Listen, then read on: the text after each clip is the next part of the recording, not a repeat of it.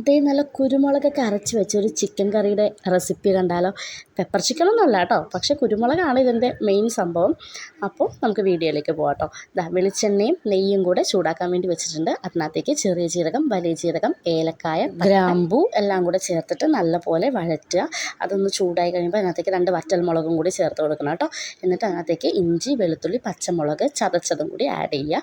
പിന്നെ ഞാനിവിടെ ഒരു വലിയ സവാളയാണ് എടുത്തിട്ടുള്ളത്. നമ്മൾ എടുക്കുന്ന ചിക്കൻ്റെ ക്വാണ്ടിറ്റി അനുസരിച്ചിട്ട് നമുക്ക് സവാളയുടെ എണ്ണം കൂട്ടാം കേട്ടോ. പിന്നെ അത് സെയിം ടൈം ഞാൻ ഇപ്പുറത്തൊരു പാനിൽ കുറച്ച് കുരുമുളക്, ചെറിയ ജീരകം, വലിയ ജീരകം, അതുപോലെ പട്ട, കരയാമ്പൂ, പിന്നെ കുറച്ച് കറിവേപ്പിലയും കൂടി ഇട്ടിട്ട് ഒന്ന് ചൂടാക്കി എടുത്തിട്ട് മിക്സിയുടെ ജാറിൽ പൊടിച്ച് വെച്ചിട്ടുണ്ട് കേട്ടോ. പിന്നെ നമ്മുടെ ഈ മിക്സിലേക്ക് മുളക് പൊടി, മല്ലിപ്പൊടി, മഞ്ഞൾപ്പൊടിയും കൂടി ചേർത്ത് കൊടുക്കാം. എന്നിട്ട് അതൊന്ന് വാടി വരുമ്പോഴത്തേക്ക് അതിനകത്തേക്ക് ഒരു പഴുത്ത തക്കാളിയും കൂടി ചേർത്ത് കൊടുക്കുക കേട്ടോ. പിന്നെ ഇത് നല്ലപോലെ മിക്സ് ചെയ്തിട്ട് അതിനകത്തേക്ക് നമ്മൾ എടുത്ത് മാറ്റി വെച്ചിട്ടുള്ള ചിക്കൻ തട്ടിക്കൊടുക്കുക കേട്ടോ. നമ്മൾ ആ അരപ്പ് തയ്യാറാക്കുന്ന സമയത്ത് അതിനകത്ത് വേണമെങ്കിൽ കുറച്ച് പച്ച മല്ലിയും കൂടി ഇട്ട് കൊടുക്കണേ.